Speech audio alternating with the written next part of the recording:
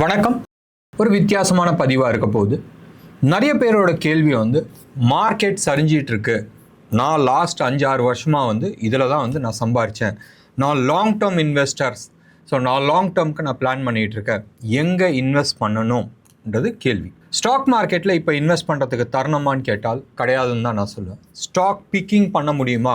பண்ண தெரிஞ்சிச்சுனால், fundamental analysis பற்றி நான் பேசல, டெக்னிக்கல் அனாலிசிஸ் உங்களுக்கு தெரிஞ்சிச்சுன்னு சொன்னால் நீங்கள் பண்ணலாம்.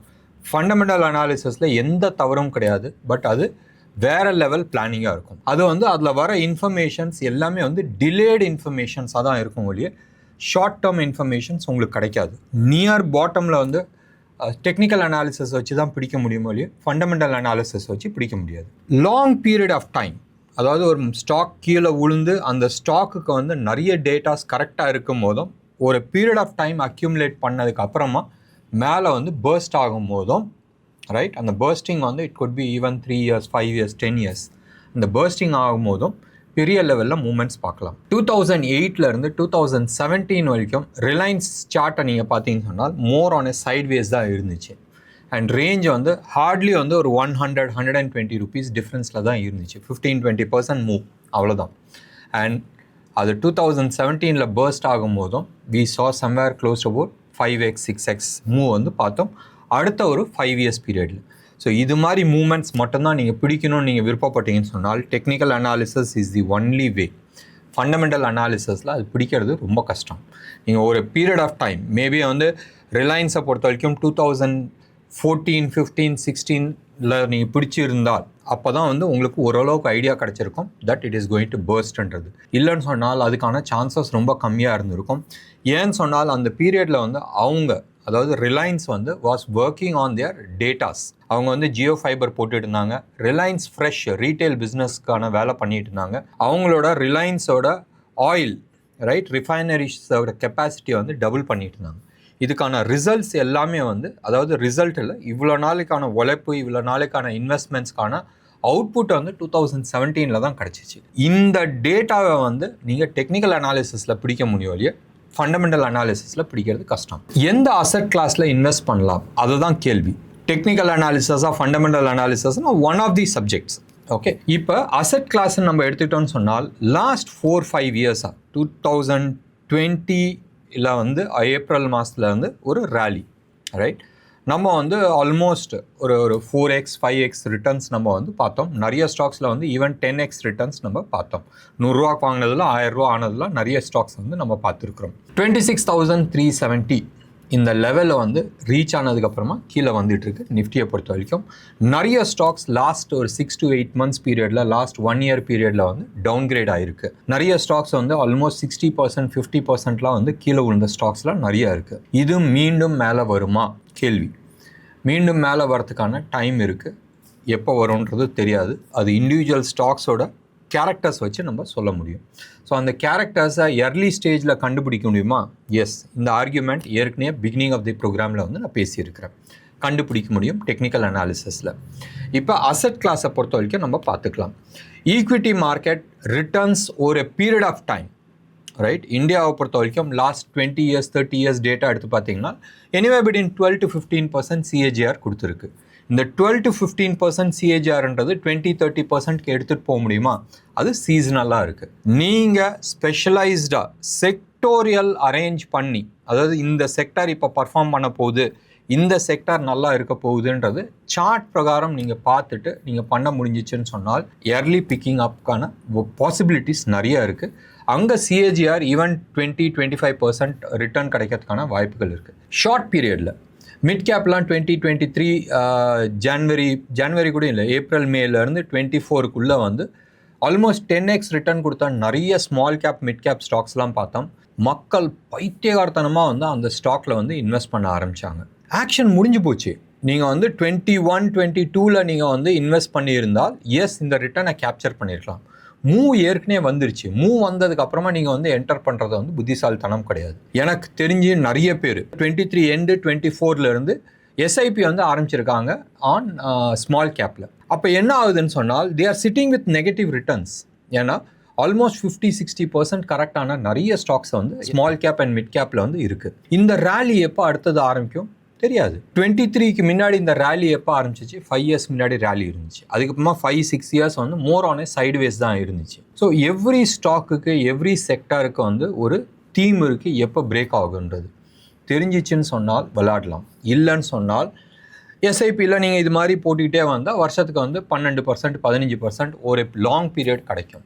Figure investments or bigger return ROI கிடைக்கணும்னு சொன்னால் thematic sectoral selections and stock selection மூலமாக நீங்கள் வந்து ஈக்விட்டியில் டைரெக்டாக இன்வெஸ்ட் பண்ணலாம், இல்லை மியூச்சுவல் ஃபண்டில் இன்வெஸ்ட் பண்ணலாம். கரண்ட் சினாரியோ என்ன இருக்குன்னு சொன்னால் ஈக்விட்டிக்கான டேஸ் ஆர் ஓவர். ஒரு ஃபால் வரும், ஒரு புல் பேக் மேலே வரும், மறுபடியும் அந்த ஃபால் ப்ரீவியஸ் லோவோட கீழே தான் போயிட்டுருக்கு. இப்போதைக்கு மார்க்கெட் 24,400க்கு மேலே தான் நிற்கிது. 24,400 உடைக்கிட்டோம்.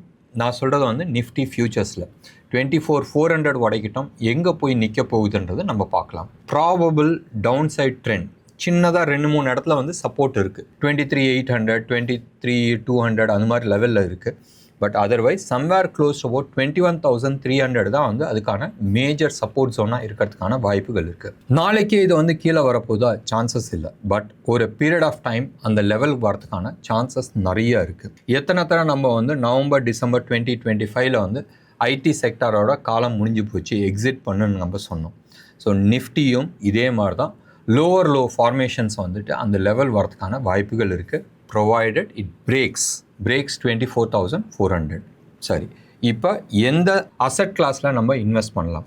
கோல்டு ஆட்டம் முடிஞ்சிருச்சா? ஆல்மோஸ்ட் முடிஞ்சிருச்சுன்ற மாதிரி நம்ம எடுத்துக்கலாம்.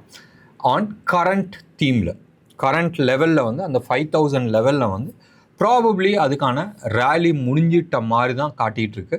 மோர் ஆன் டவுன் சைடுக்கான பாசிபிலிட்டிஸ் இருக்குது, ப்ரொவைடட் இட் பிரேக்ஸ் 4,800 லெவலில். நான் சொல்கிறது டாலர் டேர்ம்ஸில் பர் அவுன்ஸ்.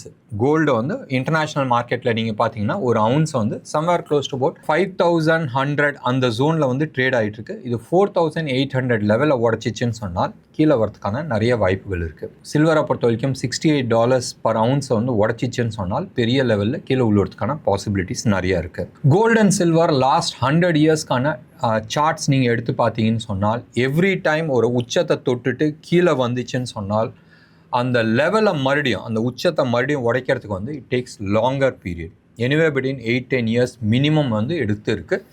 ஸோ இந்த ஃபால் இப்போ ரீசெண்டாக பிப்ரவரி மாதத்தில் வந்த ஃபால் வந்து is it going to be a long term chart கரெக்ஷனான்றது நம்ம பார்க்கணும், வெயிட் பண்ணி பார்த்துக்கலாம்.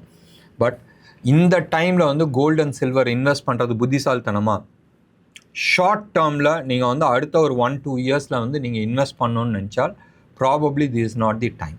ஒன், இதே மாதிரி நிறைய பேர் வந்து கையில் பணத்தை வச்சுருக்கிறாங்க and they wanted to invest. ஒரே ஒரு விஷயத்தை ஞாபகம் வச்சிங்கன்னா, ஆர்ட் கலை வந்து என்னாதுன்னு சொன்னால் அமைதியாக இருக்கிறது தான் கலை.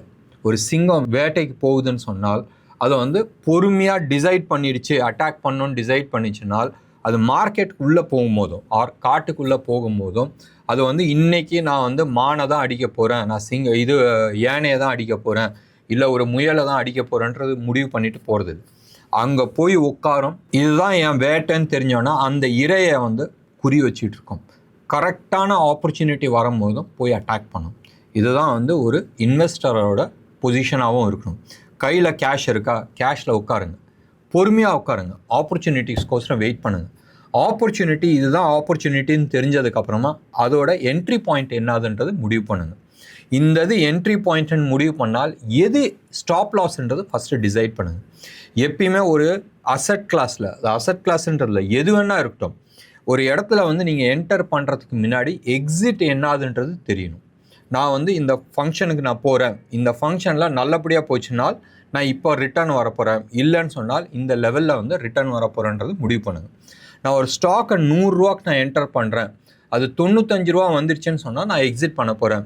120 ரூபா வந்துச்சுன்னு சொன்னால் டார்கெட் அச்சீவ்டு. பட் டார்கெட் அச்சீவ்னால 120 ரூபாவில் நான் வெளில வர மாட்டேன். என்னோட எக்ஸிட் வந்து will be somewhere close about 115 to 118 வச்சுருப்பேன். ஸோ 120 போயிட்டு திரும்பி கீழே வரும்போதும் நான் எக்ஸிட் பண்ணிவிடுவேன். ஸோ தட் நாளைக்கு அந்த 120லேருந்து ஃபர்தர் அப்சைடு போச்சுன்னு சொன்னால் அந்த பாயிண்ட்டையும் நம்ம வந்து ஹார்வெஸ்ட் பண்ணுறதுக்கு ரெடியாக இருக்கணும். ஸோ ஞாபகம் வச்சுங்க, லாங் டேர்ம் ஷார்ட் டேர்ம்ன்றது எதுவுமே கிடையாது.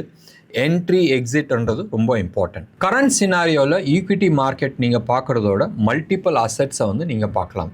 ஒன்று வந்து கோல்டு அண்ட் சில்வர் நம்ம பேசணும், அதில் என்ன ரிஸ்க் இருக்குதுன்னு சொல்லியாச்சு.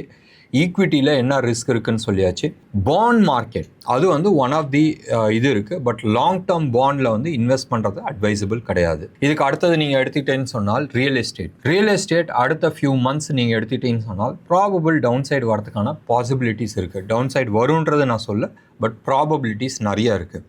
நிறைய பேர் வந்து ரியல் எஸ்டேட்டை பொறுத்த வரைக்கும் நான் வந்து ஒரு லேண்ட் வாங்குகிறேன், அடுத்த ஒரு 30 வருஷத்துக்கு நான் பிளான் பண்ணுறேன்னு சொன்னால் பிளான் பண்ணுங்கள், தப்பே கிடையாது. பட் முடிஞ்ச அளவுக்கு இஎம்ஐயில் வந்து நீங்கள் பிளான் பண்ணாதீங்க. அட்லீஸ்ட் நீங்கள் வந்து ஒரு ப்ராப்பர்ட்டி வாங்குறீங்க, 1 கோடி ரூபா ப்ராப்பர்ட்டி இருக்குதுன்னு சொன்னால் எனிவேர் பிட்வீன் 30 to 40 லட்ச ரூபா நீங்கள் போடுங்க. மீதி 50 லட்சத்துக்கு வந்து நீங்கள் 50 லட்சமோ 60 லட்சத்துக்கோ நீங்கள் வந்து லோன் வாங்கிட்டு அதுக்கப்புறமா இன்வெஸ்ட் பண்ணுங்கள்.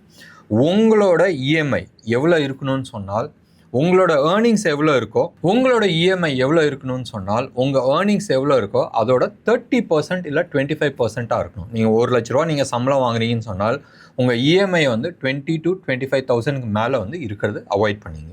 மீதி இருக்கிற 80% ஆர் 75% உங்களோட சர்வைவலுக்கு தேவை. ஒன்று. ரெண்டாவது, இஎம்ஐ போயிட்டு இருந்தாலும் இந்த சைடு சேவிங்ஸ் நீங்கள் வந்து எடுத்துகிட்டு வாங்க. சேவிங்ஸ் ரொம்ப ரொம்ப இம்பார்ட்டன்ட். நிறைய பேர்த்தோட பேரண்ட்ஸ் ஆகட்டும், ஸோ கால் புத்திசாலியான பிளானர்ஸ், ஃபைனான்ஷியல் பிளானர்ஸ் நீங்கள் எடுத்துக்கிட்டீங்கன்னு சொன்னால் நீ வந்து வட்டி இவ்வளோ கட்டிகிட்டு இருக்க, அந்த இஎம்ஐ கட்டிடுன்னு தான் சொல்லுவாங்க. பட் இஎம்ஐ அது பாட்டுக்கு போயிட்டு இருக்கட்டும், சேவிங்ஸ் இந்த சைடு வந்து இன்வெஸ்ட் பண்ணிகிட்டே வாங்க. ரொம்ப ரொம்ப இம்பார்ட்டன்ட். நேற்று வந்து ஒரு வீடியோவில் வந்து நான் வந்து சொல்லியிருந்தேன், பெங்களூரில் 8 வருஷமாக ஒரு வீட்டுக்கு இஎம்ஐ கட்டிகிட்டு இருந்த ஆள் டிசம்பர் மாதம் டிஃபால்ட் ஆனார். ஜனவரி மாதம் அந்த ப்ராப்பர்ட்டி சீஸ் பண்ணப்பட்டது. பிப்ரவரி மாதம் ஏல விட்டாச்சு. நினச்சி பாருங்களேன், 8 வருஷம் 10% அவர் வந்து டவுன் பேமெண்ட் பண்ணியிருக்கிறாரு 1.3 crores ஃப்ளாட்டுக்கு.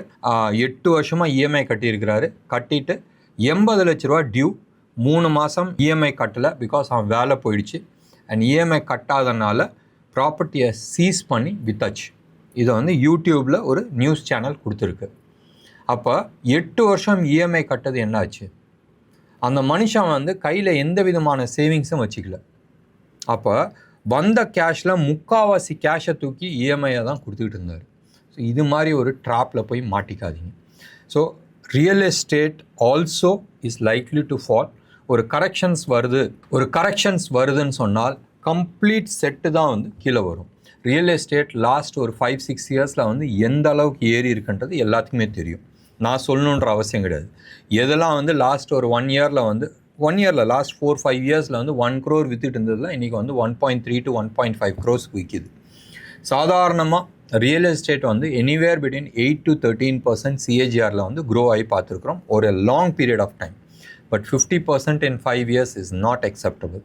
ஸோ டெஃபினட்டாக கீழே வரதுக்கான வாய்ப்புகள் இருக்குது. வருன்றது நான் சொல்ல. பெங்களூர்லலாம் வந்து லாஸ்ட் 20 இயர்ஸாகவே வந்து சொல்லிகிட்டு இருக்காங்க ரியல் எஸ்டேட் கீழே உழுவ போகுதுன்றது. கீழே உழுந்ததாக சரித்திரமே கிடையாது. ஸோ ஒவ்வொரு இடத்துலையும் வந்து டிபெண்ட்ஸ் ஆன் தி ஆப்பர்ச்சுனிட்டிஸ். அடுத்த 10 years பீரியடில் நீங்கள் வந்து ரியல் எஸ்டேட் எடுத்து பார்க்குறீங்களா, நிச்சயமாக வந்து பெரிய லெவலில் க்ரோ ஆகிறதுக்கான பாசிபிலிட்டிஸ் இருக்குது. இந்தியாவில் இருக்கிற மாதிரி ஆப்பர்ச்சுனிட்டிஸ் ரியல் எஸ்டேட் க்ரோத் வந்து வேறு எங்கேயுமே ஆகாது.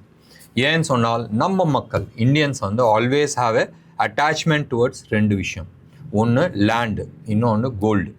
ஸோ டெஃபினட்டாக கோல்டு விட்டுருங்க. கோல்டு வந்து depends on the international market. But லேண்டை பொறுத்த வரைக்கும் லிமிட்டட் சப்ளை தான் இருக்குது. ஸோ ஆப்பர்ச்சுனிட்டிஸ் கம்மியாக இருக்கும். லேண்ட் ப்ரைஸ் இன்க்ரீஸ் ஆகிட்டே இருக்கும். அண்ட் நிறைய மல்டிநேஷ்னல்ஸ் இந்தியாவுக்கு வரும்போதும் ஃபஸ்ட்டு டார்கெட் லேண்டாக தான் இருக்கும். நீங்கள் ஆஃப் லேட் எடுத்து பார்த்தீங்கன்னா இந்தியாவை பொறுத்த வரைக்கும் ரைட், இந்த ரியல் எஸ்டேட்டில் வந்து ஆஃபீஸ் ஸ்பேஸுன்றதும் ஒன்று நிறைய போயிட்டு இருந்துச்சு.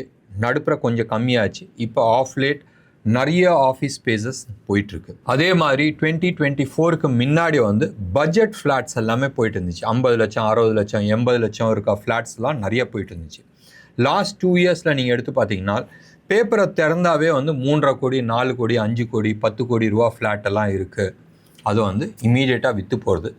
குருகாவில் கூட இப்போ ரீசெண்டாக பார்த்தோம், ஒரு 150 ஃப்ளாட்ஸு 30 crores ஃப்ளாட்டோட விலை இப்படி விற்றுச்சு. வித்தின் 48 ஹவர்ஸில் வந்து எல்லா ஃப்ளாட்டுமே வந்து விற்று போச்சு. ஸோ ப்ரீமியம் ஃப்ளாட்ஸ் வந்து இப்போ போயிட்டுருக்கு. அண்ட் ஹை அண்ட் ஃப்ளாட்ஸ் எல்லாமே வந்து விற்றுக்கிட்டு இருக்கு. ஸோ டெஃபினட்டாக இது வந்து கிராஷ் ஆகுன்றது நம்ம எதிர்பார்க்க வேணாம்.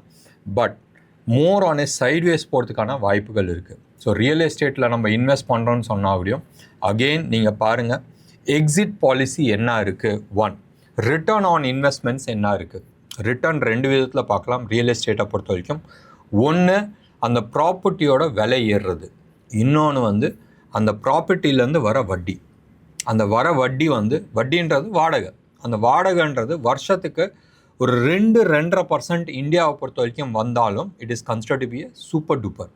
அதாவது வாடகை 12 மாதம் வாடகை மைனஸ் டேக்ஸு மைனஸ் அந்த பில்லெல்லாம் இருக்கும்ல, ப்ராப்பர்ட்டி டேக்ஸு, வாட்டர் டேக்ஸு, அந்த டேக்ஸு, லோட்டு லூஸ்க்கெல்லாம் அதெல்லாம் போக எனக்கு 2.5% ரிட்டர்ன் வந்தால் கூட it is considered to be very good. And வருஷம் ரியல் எஸ்டேட்டோட இன்க்ரிமெண்ட், அதாவது விலை ஏற்றம் 7-10% வந்துச்சுன்னா சூப்பர் டூப்பர். அடுத்த ஒரு 5 இயர்ஸில் இது நடக்கிறதுக்கு வாய்ப்பு இருக்கா சொல்ல தெரியல. It is more of a big question mark. ஏன்னு சொன்னால் லாஸ்ட் 2-3 இயர்ஸாக வந்து பெரிய லெவலில் வந்து ரியல் எஸ்டேட் ஏறி போச்சு. பையர்ஸ் வந்து இப்போ கம்மியாகிறதுக்கான வாய்ப்புகள் இருக்குது. அடுத்த ஒரு 1 or 2 இயர்ஸ் அதுக்கப்புறமா மேபி ஏறலாம். இப்போ அடுத்த கேள்வி, எங்கே இன்வெஸ்ட் பண்ணலாம்? இப்போ இருக்கிற சூழ்நிலையில் probably selected bonds, short term bonds could be about 2 years 3 years 5 years பாண்டில் வந்து நீங்கள் பிளான் பண்ணலாம். இல்லைன்னு சொன்னால் சில பேங்க்ஸில் வந்து எஃப்டிஸ் சம்வேர் க்ளோஸ் அபவுட் 8-9% ரிட்டர்ன்ஸ் கிடைக்குதுன்னு சொன்னால் ப்ராபப்ளி அதில் நீங்கள் வந்து பிளான் பண்ணலாம். பட் எனிவேர் பிலோ 5% ரிட்டர்ன் கிடைக்குதுன்னு சொன்னால் இன்வெஸ்ட் பண்ணுறதுல அர்த்தம் கிடையாது. எனக்கு வந்து 7% கிடைக்குது, வட்டி கிடைக்குதுன்னு சொன்னால் ப்ராபப்ளி அது மாதிரி எஃப்டியில் வந்து அவாய்ட் பண்ணிங்க. ஏன்னு சொன்னால் உங்களோட TDS, right, tax deduction at source நீங்கள் பிடிச்சிட்டு நீங்கள் பார்த்தீங்கன்னா உங்கள் கையில் வந்து 4-5% 5% கிடைக்குதுன்னு சொன்னால் that is not call investments. Probably அது வந்து இன்ஃப்ளேஷன்ஸ் அட்ஜஸ்டட் ரிட்டர்ன்ஸ் தான். இன்றைக்கி 100 ரூபா இருக்குதுன்னு சொன்னால் நாளைக்கு வந்து 105 ரூபா கிடச்சிச்சின்னா அந்த மதிப்பு அவ்வளோதான், உங்களுக்கு டைம் வேல்யூ மட்டும்தான் காலியாகுது. ஸோ இப்போ இருக்கிற சூழ்நிலையில் கரண்ட் சினாரியோ நீங்கள் சேஃபாக வந்து ரிட்டர்ன்ஸ் நீங்கள் பார்க்கணுன்னு நினச்சால் ultra short term or short term பாண்ட்ஸில் வந்து இன்வெஸ்ட் பண்ணுங்கள். அண்ட் லாங் டேர்ம் பாண்ட்ஸை வந்து கொஞ்சம் அவாய்ட் பண்ணிங்க. லாங் டேர்ம் பாண்ட்ஸில் வந்து உங்களோட கேபிட்டல் லாஸ் ஆகிறதுக்கான சான்சஸ் இருக்குது. நீங்கள் அந்த மெச்சூரிட்டி வரைக்கும் போனீங்கன்னு சொன்னால் அந்த ரிட்டர்ன்ஸ் கிடைக்கும். பட் இமீடியட்டாக ஷார்ட் டேர்மில் நீங்கள் பார்க்கணுன்னு சொன்னால் அந்த வழி இருக்கும். நான் பாண்ட் மார்க்கெட்டில் போய் ஒரு 7%, 8% இல்லை 10%க்கு வந்து ஒரு கேபிட்டல் லாஸ் பண்ணி மேலே போகிறதுக்கு நான் ஈக்விட்டி மார்க்கெட்லேயே இருக்கலாம், இல்லை மியூச்சுவல் ஃபண்ட்லேயே இருக்கலாம். So ultra short term funds good be a good options as of now. இது எல்லாமே வந்து இண்டிவிஜுவலோட கேரக்டர்ஸ் பொறுத்து இருக்குது, ஆர் இண்டிவிஜுவலோட கோலை பொறுத்து இருக்குது. என்னோட ஏஜ் என்ன, என்னோட கோல் என்ன, அண்ட் இன்னும் எத்தனை வருஷம் நான் வேலை பண்ண போகிறேன், என்னோட கோல்ஸ் அச்சீவ் ஆகிறதுக்கு எவ்வளோ நாள் பாக்கி இருக்குது, என்னோட ரிஸ்க் ஃபேக்டர்ஸ் என்ன இருக்குது, என்னோட கேரக்டருக்கு இந்த ரிஸ்க் ஃபேக்டர்ஸ் ஷூட் ஆகுமா, அண்ட் எனக்கு என்ன சிஏஜிஆர் ரிட்டர்ன்ஸ் வேணும். ஸோ இந்த விஷயத்தை எல்லாத்தையும் தெரிஞ்சு அதுக்கப்புறமா தான் ஒவ்வொரு இண்டிவிஜுவலுக்கும் வந்து நம்ம சஜஸ்ட் பண்ண முடியும். இட் டோட்டலி டிபெண்ட்ஸ் ஆன் இண்டிவிஜுவல்ஸோட கேரக்டர்ஸ் பேஸ் பண்ணி. சப்போஸ் உங்களுக்கு இது மாதிரி ஒரு ஃபைனான்ஷியல் பிளானிங் தேவைப்படுது, உங்களோட நீடுக்கு எனக்கு இவ்வளோ இன்வெஸ்ட்மெண்ட் இருக்குது, எனக்கு இதுதான் கோலு, அண்ட் இதுதான் வந்து நான் ரிஸ்க் எடுக்கிறதுக்கு ரெடின்னு சொன்னால் ப்ராபப்ளி நம்ம வந்து பிளான் பண்ணி கொடுக்க முடியும். உங்களுக்கு இது மாதிரி ஒரு ரிக்குவயர்மெண்ட் இருக்குதுன்னு சொன்னால் எங்களோட கால் சென்டர் நம்பருக்கு கால் பண்ணுங்கள், 9444468888க்கு. என்ன நேயர்களே, இன்றைக்கான பதிவு உங்களுக்கு யூஸ்ஃபுல்லாக இருந்திருக்கும்னு நினைக்கிறேன். யாருக்காச்சும் இது மாதிரி சஜஷன்ஸ் தேவைப்படுதுன்னு சொன்னால் you can always contact as. நன்றி, வணக்கம்.